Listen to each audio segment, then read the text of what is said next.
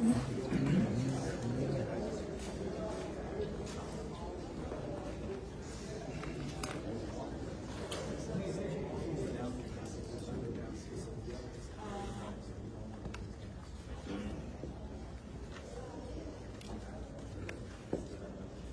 here's our morning update for July 8th.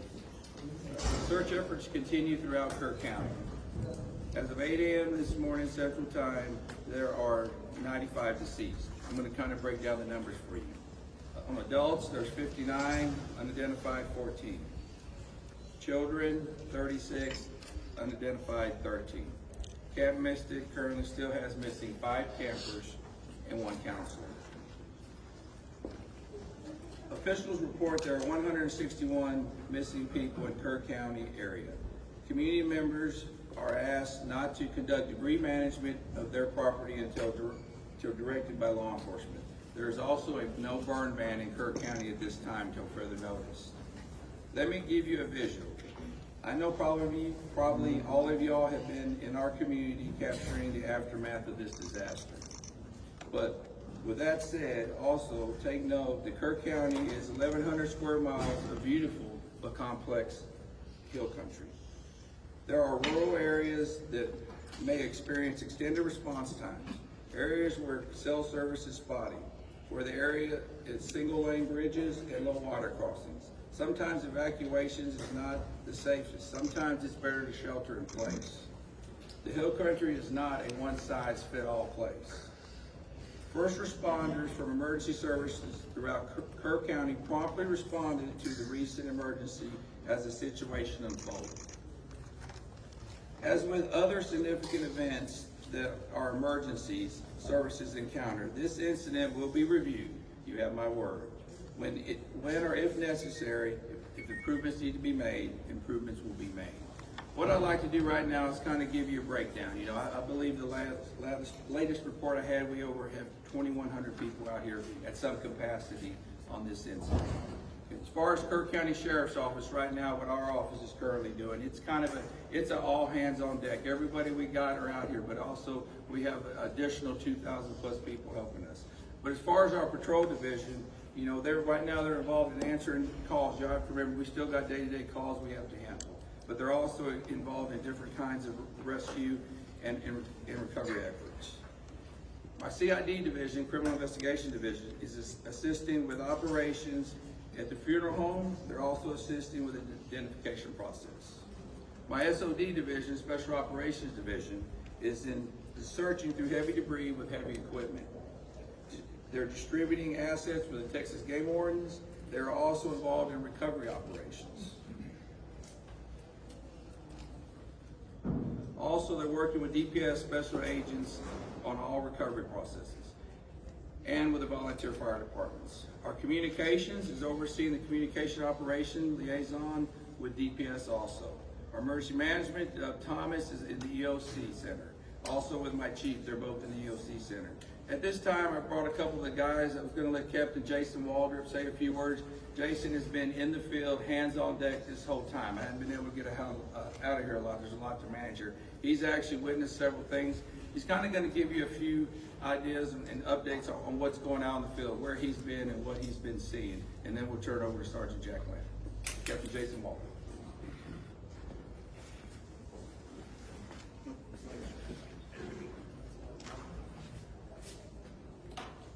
So the sheriff just wanted me to kind of give you all an update on some of the things that we as the sheriff department can do. One particular thing that we have done in order to help assist in locating the missing is we've coordinated a team with a local construction company, the Texas Department of Public Safety, some fire departments from within Kerr County, a fire department from Acuña, Mexico, and we are looking and searching the deeply impacted flood debris along the river. So these areas are where a lot of this debris is bottlenecked. So it's a lot of large trees, it's a lot of the vehicles, it's a lot of home structures have built up in these areas. So we are using very heavy equipment, excavators, skid loaders, to remove this material and do a deep impact search where this is. So what we ask is, for those who are out there working, the local residents, the families of the missing, maybe even some of the search teams. If you see these very large excavators working, please avoid these areas. We are trying to control these work sites. We have spotters on the ground. So as the material is being removed, we are looking for anything of a sign of a person that may be within this material. These operators have very limited vision with these large excavators, so please avoid these areas that they're working. We're still spotting areas up and down the river where we can take apart these materials and hopefully locate some more of the missing. So that's one main thing that we've been doing along the river to help this process. Thank you. Morning. Jonathan Lamb, Kerrville Police Department. We want to remind folks that if you've reported a loved one missing and they've returned home safely or been found safely, it's vitally important that you let us know that that person is no longer among the missing. We need to keep an accurate count, as accurate as possible. So, if you've reported somebody missing and they've been recovered safely, please let us know. Go to the website, kerrvillemissing.dps.texas.gov, or call 830-258-1111. Once again, kerrvillemissing.dps.texas.gov, 830-258-1111. We are actively working to ensure that we have an accurate count so that we know who to look for. And now I want to talk to the people here in this community, inside the city limits of Kerrville, people in Kerr County. A few things. We know that folks are beginning to clean up. We have large debris piles. And we ask them not to use heavy equipment to take down those debris piles until they've been checked by a search party, because it's possible there are victims in that debris pile. We don't want to disturb that. Please give us a call. Our non-emergency numbers at the police department, the sheriff's department, and let us know that you've got a debris pile that needs to be checked before you begin that level of cleanup. Sheriff Letha mentioned the burn ban. That's countywide. We need people to respect that. Do not burn during this time. And we continue to ask people to steer clear of the area and let our first responders work. Again, this operation is ongoing, continuous. Our first responders are trying to get to places to do their jobs. And people coming here from outside the community and people within the community who want to go sightsee and look at the river, see the flood damage, making our job very hard. We ask folks to give us room to work. I want to talk a little bit about the events that happened on the morning of July 4th. What the Kerrville Police Department and other first responders were doing in those early morning hours. I want to start outside of Kerrville, out in Hunt. Now, for those of you who went out there yesterday with the governor, y'all know that Highway 39 crisscrosses the Guadalupe again and again and again. And all of those low water crossings, when they flood, they create islands. You can't get in and you can't get out. Trapping people in their homes, trapping people in vehicles. And that's what happened on the morning of July 4th. One of our patrol sergeants lives out there in Hunt. And he got up, got ready to go to work. And he realized when he hit the intersection of FM 1340 and Highway 39 that he was trapped on an island. That was Hunt, Texas. And he saw people, dozens of people trapped on roofs. He saw people trapped in swift moving water. He gave them encouragement over his public address system in his vehicle. He told them to be strong, that he would get to them as quickly as he could, and to hang on. And he knew he needed help. He went to another detective, Kerrville Police Department detective who lives out there, and he woke him up and he said, "It's bad. I need you to get your gear on and come find me." And then he went back out. And for 13 hours, those two officers, along with some Hunt volunteer fire department firefighters and an emergency room doctor, provided care to that Hunt community. When it was safe to do so, they waded into the water and they rescued people. They got people down off of roofs. They collected them there at the Hunt school.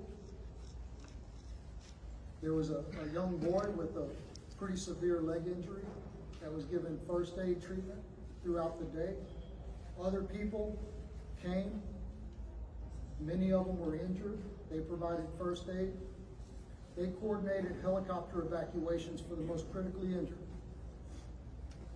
Communicated the situation back to our emergency dispatch center at Kerrville Police Department. When the waters began to recede, they knew that vehicles would be making their way out there when it was safe to do so.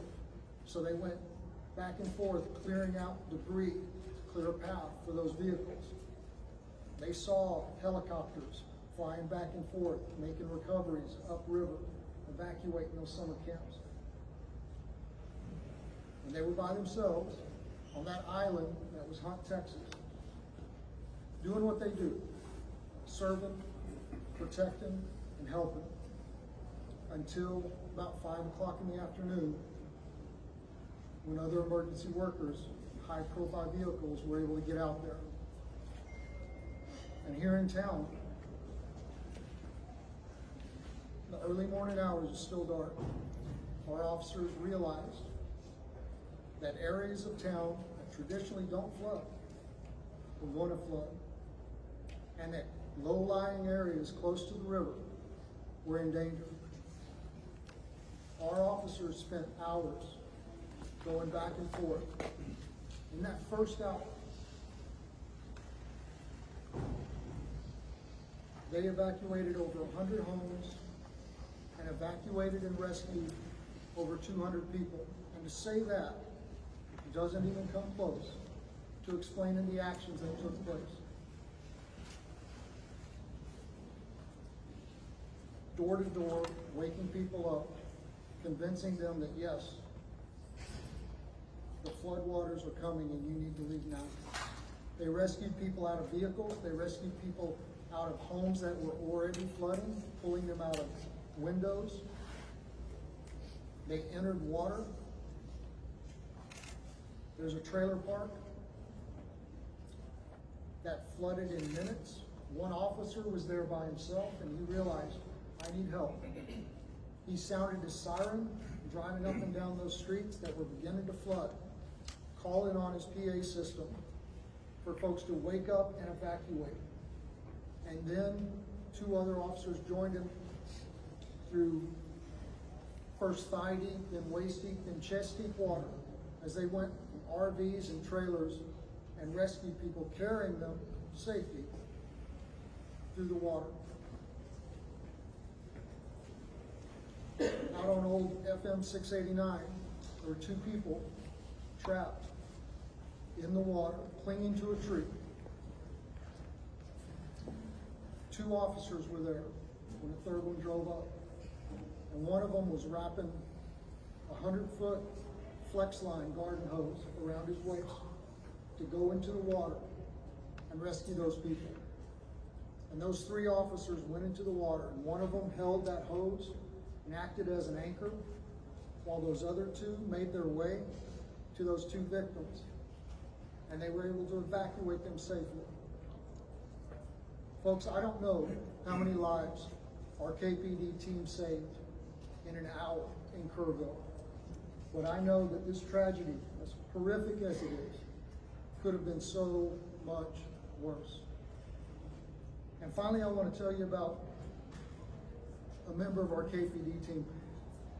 These guys have been working around the clock. 4th of July traditionally is a all hands on deck event for us because we hold an amazing concert on the river.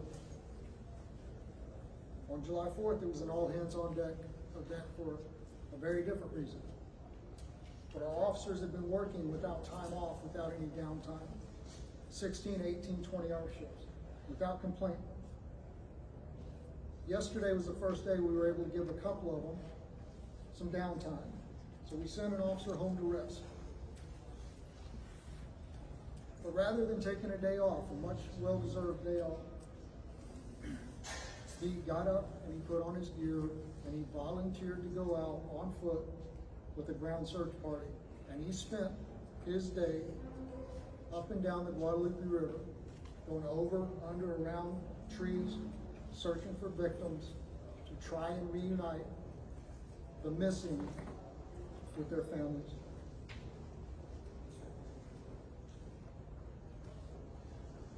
I think that is Texans helping Texans in the greatest sense of the word. That's what community is. And that's what's important right now. I want to continue to thank y'all for helping us spread the messages that need to be spread. Before I open this up for a very few questions, just ask you to please,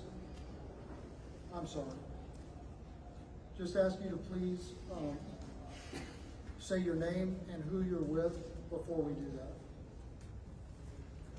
Yes, right here. Oh, I'm sorry. The mayor is supposed to speak now. I apologize. Mr. Mayor, I'm sorry. Good morning, everyone. As Jonathan Lamb has said, this is a story of tragedy, but it's also a story of heroes. Well, thank you for all you've done. Every first responder, thank you for all you've done. The recent numbers reported break my heart. They break the heart of everyone up here, everyone who's been working since July the 4th. I want you to know, I think it's important for the public to know, I think it's important for the families to know. In that emergency operations center, there's not little silos of departments and agencies. They're working as one team with one goal, to find the missing and bring them home. I'm grateful for every first responder, every helper in every field. Those who are feeding the hungry, those who are providing shelter to people who have no home, those who are providing clothing, who no longer have a work. I'm also grateful for the generosities of the world. Two companies that are hometown companies that started in Kerrville, Texas, announced today and yesterday that they will be donating to the relief effort. Everyone in Kerrville is proud of HEB and James Avery Artisan Jewelry. Had a different name for so long, I'm sorry. Those two companies started here. They're artisans. We are committed to helping others. After you all go home or go to the next story, we will still be here. We live here.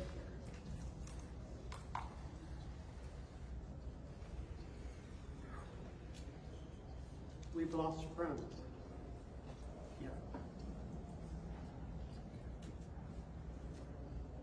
If you feel able to donate to the relief fund, the best source we are recommending is the Community Foundation of the Texas Hill Country. That's the community their website is communityfoundation.net. There's a link at the top of that page to help you donate. Now listen, I'm married to a retired first grade teacher. And I learned a little bit about classroom management from her. If you yell questions at us, we're probably going to pick someone else to answer, okay?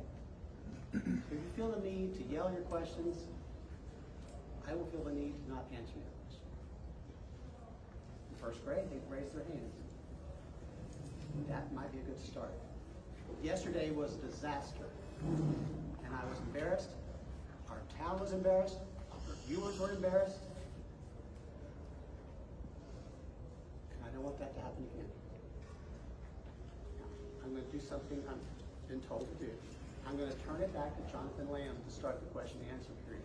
However, please make my retired first grade teacher's wife proud. Raise your hand.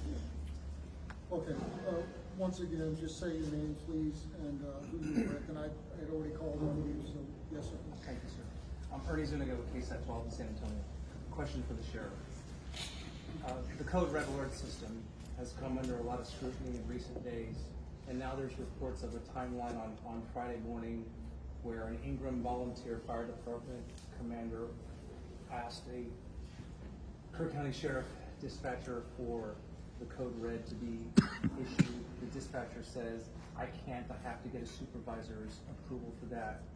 Almost 6 hours passes until 10 o'clock, when 10:04, when the code red is issued. How do you account for that lapse of time? What happened and what could have happened in that time? As I said earlier, with every significant event, you know, with every emergency, you know what, we're gonna have to, there's gonna be an after action. Please, y'all, listen to those words, after action, okay? Those questions are gonna be answered. I believe those questions need to be answered to the family of the missed loved ones, to the public, you know, to the people that put me in this office, those need to be. And I want that answer, and we're gonna get that answer. And I know that's gonna be asked over and over. Please understand that. You know, we're not running, we're not gonna hide from everything. That's gonna be checked into at a later time. I wish I could tell you that time. I don't know that time. Let me share something with y'all. One of the main things I've been doing is going and visiting the family. We still have some of those missed loved ones here. I go visit them twice a day. You know, as a sheriff, you know what I want is I want closure for those people, okay? And those are important questions. We will answer those questions. I wish y'all would bear with me in that, okay? Bear with me. We'll get them. I can't tell you in a week or two, okay? We're gonna get them. I'm not trying to deflect them, okay? My primary, I ask you, I've been in this business 36 years. I don't know if any of y'all, how many of y'all have gave notifications, death notifications. I've done them. What is worse, a death notification or telling somebody I don't know where your loved one is? That's my priority, okay? Now, please understand. Sir, since you're up, can I ask you a question? Sergeant Lamb. Sergeant Lamb. Sammy from the Hill Country Community Journal. Yes, we talked a lot about the recovery effort, and it's amazing, but I wonder what we can tell the displaced families. Where do they go? How do they get in touch with FEMA? I think there's a lot of that, and we haven't had a chance to discuss it. Right, so unfortunately, I don't have the FEMA number. I know there is a FEMA hotline specifically for this, and I don't have it at my fingertips, and I apologize for that. We are pushing out the recovery information through our social media posts. The First United Methodist Church, 321 Thompson Drive, is still the shelter operation for displaced persons through this disaster. They're fully equipped and still accepting folks. Sergeant Lamb. Sergeant. Sergeant Lamb. Yes, sir. Lewis and Story from the Kerr County League. Yeah. Sergeant Lamb, yesterday the governor's office said there was 161 missing. Is that a Kerr County number, or is that a roll-up number? Where are we at with the number of missing? It's my understanding that the number that the governor referred to was a Kerr County number. And again, I have no reason to doubt that number, and it was compiled from the best available information. But we are asking folks to make sure that the numbers that we have are accurate. So if somebody has been reported missing and they have now been accounted for, please let us know that so we can revise those numbers and make sure that they continue to be accurate. All right, Yes, guys, ma'am. last question. Thank you. Thank you, Juanita with Telemundo NBC. Yesterday, Governor Abbott said that 2 days prior to the disaster, he had provided resources and they were here on ground. I know this is a question for you or for the mayor, but he said you guys were prepared, that you had those essentials. What happened? Did you guys have those resources? Yeah, listen, I'm gonna just say what has already been said at the appropriate time. All of that is going to be reviewed and checked into. I don't have the answer to that question right now. I don't have that information. And rather than speculate, It would be irresponsible for me to do that. Mayor, So, could you speak on that? Repeat the question, please. Yesterday, Governor Greg Abbott said 2 days prior to the disaster, he had provided the town with more than enough resources to respond to the disaster. Were those resources here? Locals tell us they didn't see any resources, they didn't see anyone until hours after the disaster. What resources did you guys have, and why wasn't there any response? Okay. I didn't see the governor's remarks. I haven't seen the governor's remarks. Last night we had a city council meeting and I was required to be there. So I'm sorry, I don't know what resources TDM had in place at that time. I know when I arrived at the Emergency Operations Center on the morning of July 4th, there were TDM personnel there. But what assets they were able to use that morning, I'm sorry, I do not know. Mr. Mayor, Listen, people are yelling, and I didn't really. But you want have, to. if you offer only 3 questions, then you're gonna have people Guess yelling. what? You're in Sir, Kerrville, and we're gonna do it my way. I understand that, but. Morgan Chesney, please. Mr. Mayor, records show that the concept of flood warnings have been discussed at least 24 times by the county. What's the biggest reason that these systems cannot come into place at this point? You know, Morgan, you and I grew up here. And I wasn't in office during those discussions. And frankly, I'm more focused on the future than the past, as you know. What I can say is the governor, the lieutenant governor, the speaker of the Texas House have all provided us support, and they have all said this is a priority for the upcoming special legislative session. As mayor of Kerrville, as someone who grew up here, I'm grateful for their support, and I look forward to what they propose during the special session. My last question will be. Thank you, sir. Shimon Prokopas from CNN. The lieutenant governor said that on July 3rd that the county judges and city mayors were invited on a daily call Thursday to discuss weather forecasts. Were you on that call? Were you invited to that call? Do you know if the county judge was also on that call? I can't speak for the county judge, that would be hearsay. And I'm not gonna contradict the information you have, but I will tell you, personally, I did not receive a telephone. You weren't invited to the call, I did not receive a telephone. and you were never given any information about what assets were brought into the area. So I wasn't invited to vote. I'm not trying to deflect. No, I understand. But do you know why, any idea how that was, why that happened? Or- Maybe I'm not a local mayor, I can't tell. All right. Thank you guys. Oh, please, from Mexico, folks, I appreciate that.